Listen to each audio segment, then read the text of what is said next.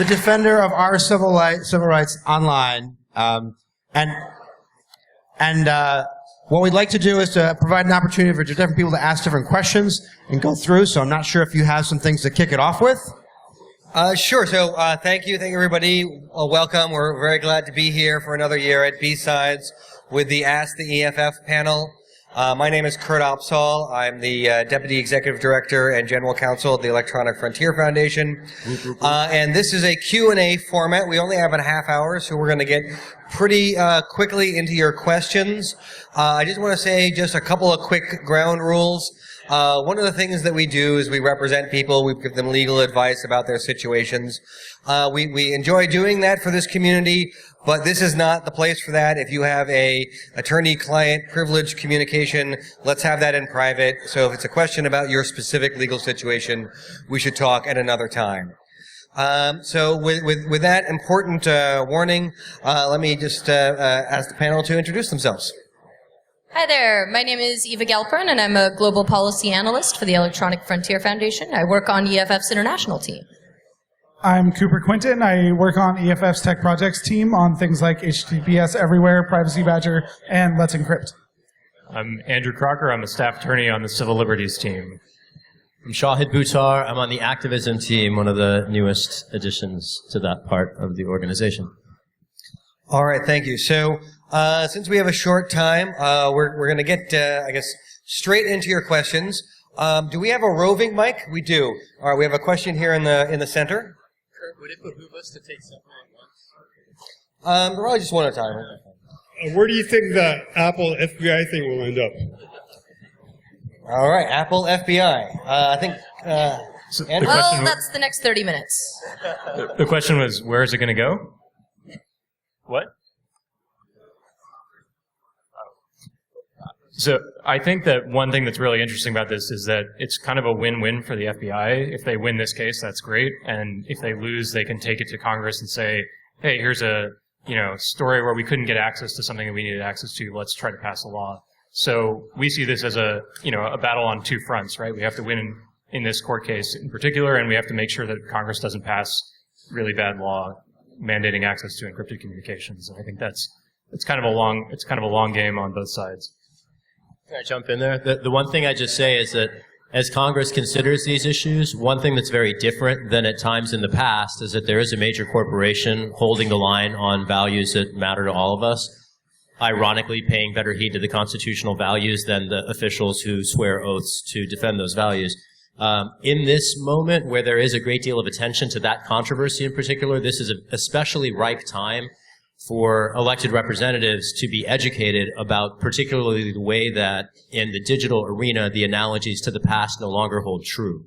And so to the extent you either have those relationships or if you don't, now is a great excuse to develop them.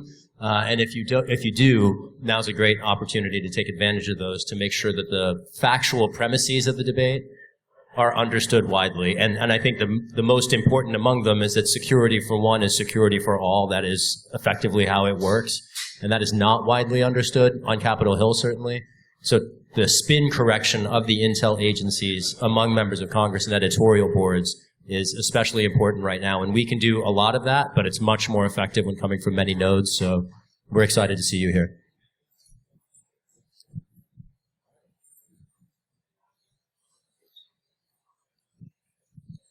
Question in the back. Hi, thank you guys for your activism and your support for our rights. And I have a question regarding the Trans-Pacific Partnership. I was wondering if you could explain how it affects us as security professionals and how it affects the individual rights of internet users in the United States. Well, this is actually kind of a tough one because the 3 people we have in the office who work on TPP full-time are not on this panel. But I can tell you that one of the biggest problems with the Trans-Pacific Partnership has to do with copyright, which is that the Trans-Pacific Partnership, much like ACTA, is trying to export all of the worst things about U.S. copyright law, like very, very long terms of copyright, without exporting any of the things that make U.S. copyright law kind of okay, like fair use. And they're trying to pretend that this wouldn't actually be a change to U.S. law, which is the reason why it wouldn't have to, go through a legislative process. And furthermore, they want to pretend that this is entirely in line with law all around the world. And so this is usually framed as normalizing copyright law. But the way that this normalization process works is it works like a ratchet, which is to say that you propose a very limited kind of draconian copyright maximalist law in TPP, and then you make everybody kind of contort their copyright law in order to fit into that box. And then afterwards you say, well, this is the copyright law that everybody has because it's been normalized. This is definitely a problem for anybody who cares about fair use, who cares about other countries in which they have considerably laxer copyright laws, who cares about creativity. For the most part, the way that that art gets made is standing on the shoulders of giants, and the more difficult that this is for people to do, the sort of sadder and more limited the Creative Commons will become. I think we had a question in the front. Yeah.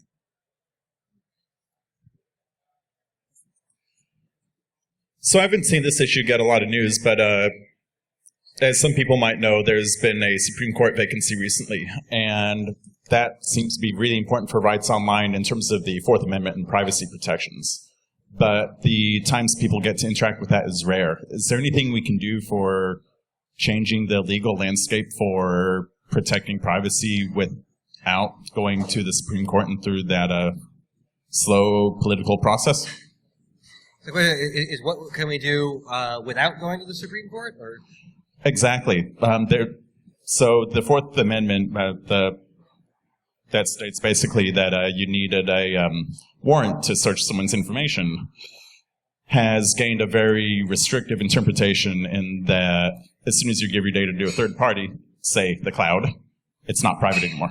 So, yeah, a couple of notes on that. I mean, there are a number of important issues which will probably eventually get before the Supreme Court on the Fourth Amendment. I mean, so we have our case against the National Security Agency about whether the Fourth Amendment protects against the warrantless surveillance program. There's the question of the third-party doctrine, which the government contends means that anything that is operating in the cloud using a third-party service detrimentally affects your Fourth Amendment rights. And these are also important questions. With Scalia gone, and it remains to be seen how that will affect the court. Scalia actually was pretty good on Fourth Amendment issues. He had a number of important decisions, like was part of the majority on determining that you need a warrant for cell phones. But he was not perfect on that, but it was pretty solid. We won't know until we see some nominations, see how that plays out. But your question was, what can we do other than going to the Supreme Court? And I think that we work within the law, but we also work with technology and we work with activism. So I think Cooper and Shahid. Yeah, I was going to say that one way that you can affect change without going through the legislative or judicial process is with technology, right? If you don't like that the NSA is able to read traffic, right, you can encrypt all the traffic. And there are ways to force constitutional protection via the technology that we implement, right? So if we encrypt all of the internet, then we have really kneecapped the NSA's ability to massively collect data. Thanks. So I think that that's a really actually super effective way, and obviously much faster than trying to go through the legislative process. And just to add a couple of pieces to that, you're totally right to note that the Fourth Amendment is very much in flux. And this answer and the question about the TPP, sort of bridging across these two, these are both issues where the public consciousness is still getting molded. And as the Fourth Amendment's norms get applied to emerging technology, the courts at least have yet to be very definitive about how the principles play out, which is to say we have opportunities across the three branches of government and the three layers of government, which is to say executive, judicial, legislative. I'm going to come back to that. Federal, state, which I'm going to come back to, and local, to essentially push the ball. The courts are inherently reactive institutions. Legislatures can be proactive, especially when pushed by diverse communities of their constituents. California very recently adopted one of the nation's very advanced digital privacy laws. This is CalECPA, the California Electronic Communications Privacy Act. And it doesn't create a federal Fourth Amendment right, but what it does is by creating a state analog, these inform what a federal judge's construction of a reasonable expectation of privacy might be. In the Jones case, this is the GPS case before the court, 2-3 terms ago? Alito's 2012, so 4 years ago. Alito, in his, I guess it was a concurring opinion, talks about how the ubiquity of cell phones under the prevailing terms of use indicate what people's expectations of privacy are. So by adopting privacy promoting technologies, by pushing state level laws and local laws, like one that's in play in Santa Clara County at the moment, that better enshrine privacy standards, you can shift the courts through these other channels too. You might describe it as like popular constitutionalism. That's my shtick, and I'm happy to talk to anybody about it later. All right, thank you. All right, I have a question. How closely should we be tracking the Wassenaar security export controls? I got this. How closely should we be tracking the sort of progress of the 2013 changes to the Wassenaar arrangement? In my opinion, this is very inside baseball, but like all people who are deep inside baseball, I believe everyone should be tracking this very closely, especially a room full of security researchers. For those of us who have not been playing along since 2013, in about 2011, 2012, a whole lot of research came out, which demonstrated that European companies were selling surveillance malware to authoritarian regimes that were then using it to spy on activists and journalists. And this is a very bad thing. So the European countries who were involved in the Wassenaar arrangement, which is a sort of, it's not even a treaty. It's basically an agreement between, I think, 40 countries, which normally governs weapons, so landmines, machine guns, this sort of thing. And they decided that they were going to add surveillance software as a thing which the Wassenaar arrangement would cover. So each country that had signed on to Wassenaar needed to change its export control laws to control surveillance malware. Now, the way in which this stuff was written into Wassenaar was actually super vague, because it turns out that the difference between surveillance malware and the stuff that you use to watch your network because it's your goddamn network and you would like to not see people breaking into it, is kind of vague.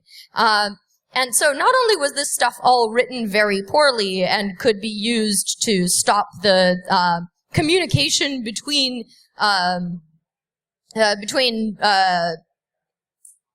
security researchers across borders, but then the way in which the United States first proposed to implement Wassenaar included a export control on 0 days, which were not even mentioned in Wassenaar. They just kind of threw them in at the last minute. Nothing could possibly go wrong with this plan. Now, security companies of the sort that you will be seeing all week at RSA immediately went up in arms and said, how the hell are we supposed to go about our business if you implement the Wassenaar arrangement in this way? So the good news is it looks like the U.S. will not be implementing the Wassenaar arrangement in this way. Now, the next step is we need to wait until, I think, early this spring or this summer, when all of the Wassenaar countries meet to talk about the language in the Wassenaar arrangement, and we will have the opportunity to suggest rolling the Wassenaar arrangement back, basically saying this suggested language was a terrible idea.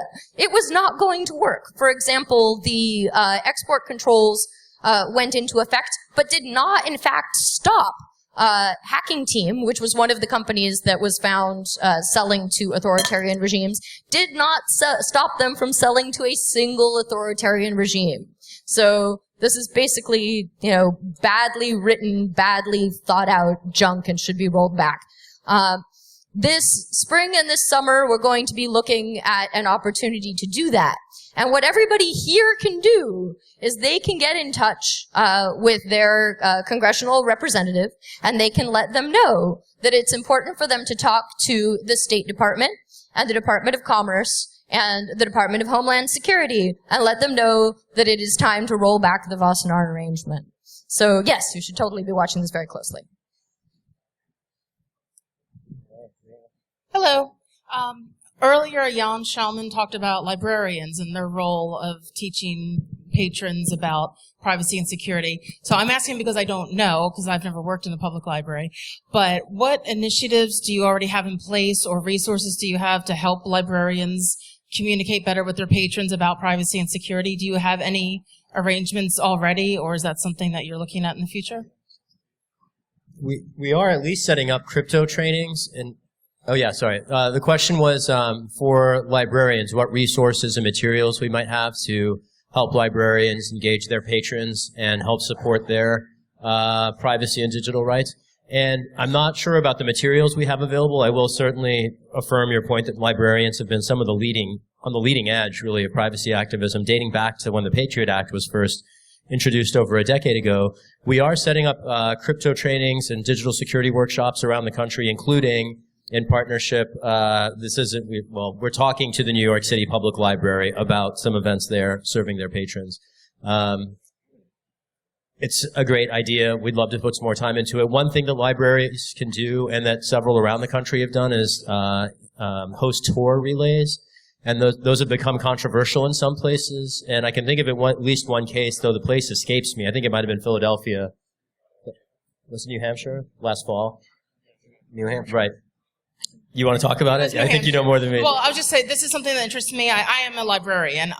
So I did actually send a survey out on my Twitter feed earlier, and I asked librarians if they had to speak to their patrons about privacy and security, could they? And the answers were yes, somewhat, or absolutely not. And I'm still waiting for more results to come in. And about 6 months ago, I was approached by a hacker who was very much interested in helping libraries, and he wanted to get Raspberry Pis into libraries and help with exit nodes and things like that.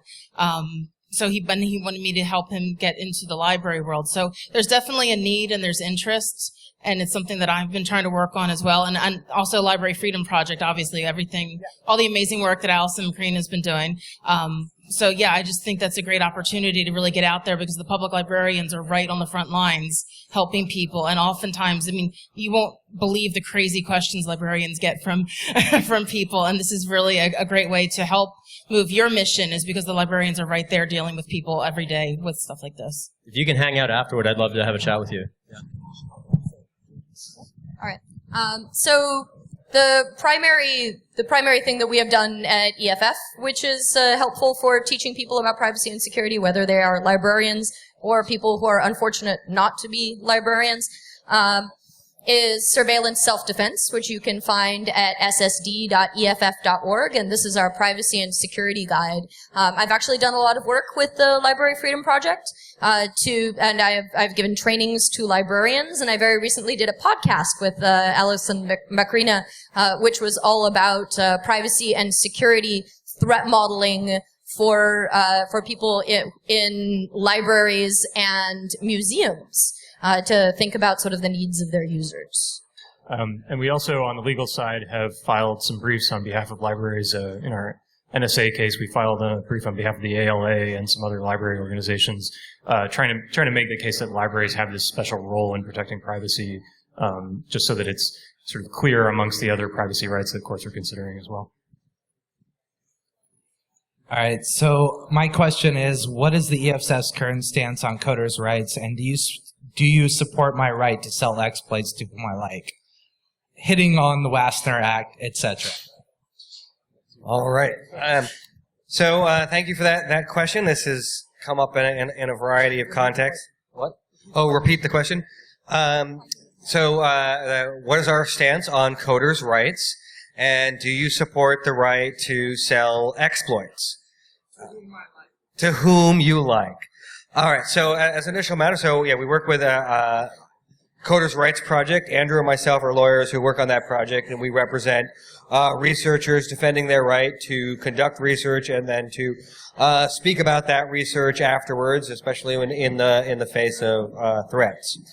And we do believe that code is speech, and so you have a First Amendment right to speak your code to whom you please. Now, we might not want you to, sell it to a repressive regime so it can be used against, innocent people. That might not be the best way to go about it. But this, that's the thing about freedom of expression is sometimes part of freedom of expression is that somebody is going to express something that you might not agree with, but you still have to have the right to be able to express it. Does that answer your question? I mean, how does that break into the Wassenaar arrangement? And are zero-day sales going to be restricted, or have we backed away from that, and where are we at now? To be absolutely clear, zero-day sales are not restricted under the Wassenaar arrangement. There was a proposal by BIS in the United States to restrict the sale of 0 days under our implementation of the Wassenaar arrangement.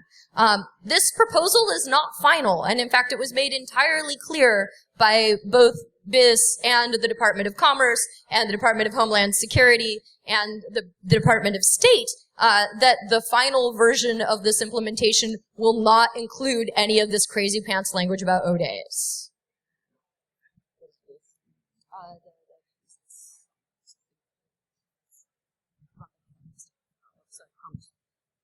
Hello. I was wondering what some of the issues surrounding the Eagle Eye system, the drones that fly over cities for long periods of time and capture pretty much everything. What are some of the issues and legal precedents surrounding that? Anyone up on drones? Yeah, I could talk about the legal side of things. So in general, in the past, in the pre-digital era, there was this idea that you didn't have an expectation of privacy when you were walking around in public. That's really started to change. The Jones case that Shahid was talking about is about monitoring GPS in public over a long period of time. And the Supreme Court has said, in fact, you do have an expectation of privacy in that. At least 5 justices on the Supreme Court said that. So when you have a drone flying overhead and the ability to monitor people's locations in public, that actually starts to implicate their Fourth Amendment rights, even though they're in public the whole time. So any sort of government-operated system where you have drones flying over for long periods is going to start to implicate people's expectations of privacy. So, even though that's a new application of drones and of monitoring people's locations, it will have Fourth Amendment implications. I'm not familiar with any work that we've done on that particular system. We've done other work on cell phone tracking, the flying of dirt boxes, which are cell phone trackers in planes. I'm working on a FOIA case where we're suing the FBI and the U.S. Marshals to get more information about that. Anyone else? Just a few pieces. The front edge of surveillance drones, as opposed to being federal agencies, tends to be state and local law enforcement. The FBI flies drones, Customs and Border Protection fly drones, but where drones really, I was going to say hit the ground, but that's an inapt image, I suppose, are sheriff's departments and police departments. And this is another area where local activism has a huge impact on the state of play on the ground. Seattle, for instance, was forced to ground its drones and send them to LA because of public opprobrium over the launch of their program. Here in the Bay Area, Alameda County, in the East Bay, made a decision about a year and a half ago, similarly restraining, though it didn't entirely shut down the drone program there.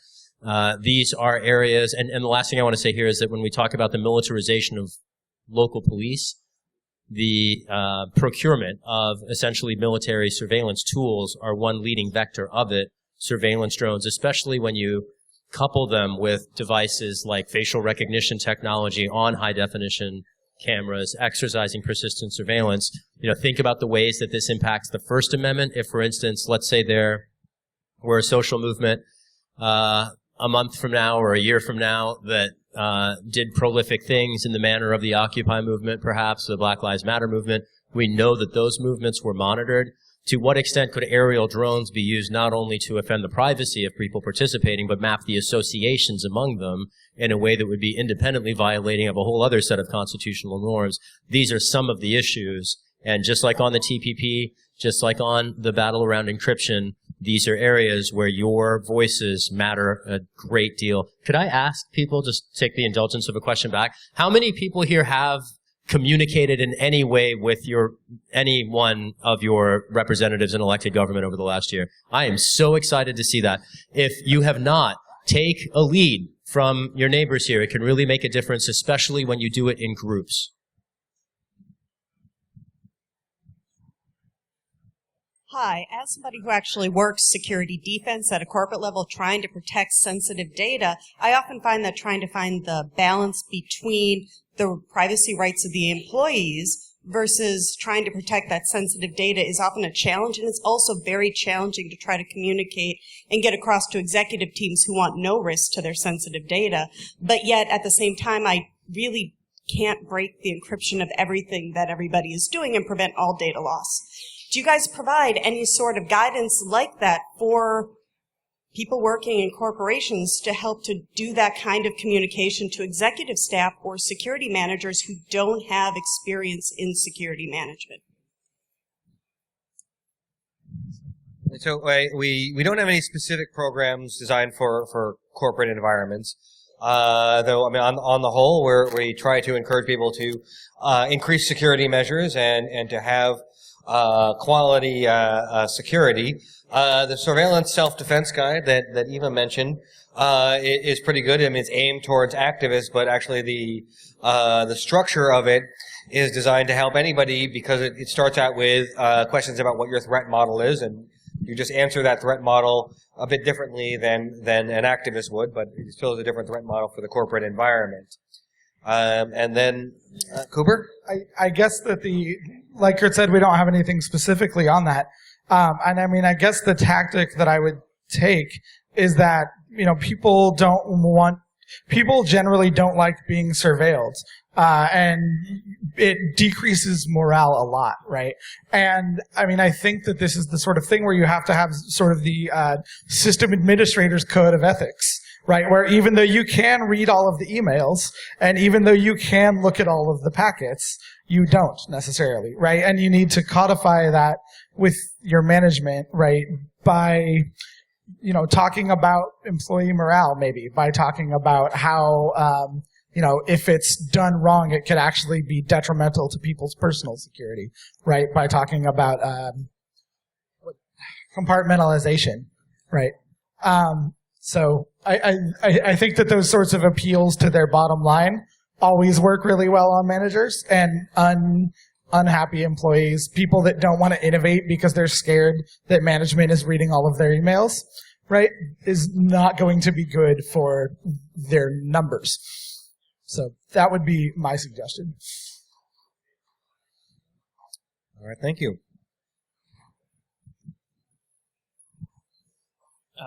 So a joiner onto the last question. Have you encountered any sane frameworks for businesses to share information for security and anti-fraud purposes that also don't compromise on end users' rights? And if not, what do you think that framework would look like? Well, there's bad news and there's bad news. And the bad news is that no sane frameworks matter anymore. Because the cybersecurity bill has passed. And now, no matter how it was that you were sharing threat intel with other private companies in the past, now the U.S. government gets to be in the room. And it looks very much as if the final version of the bill will not have any of the safety measures that would have minimized what the U.S. government could do with this data in any way. So I wish I had something more cheerful to tell you, but everything is awful.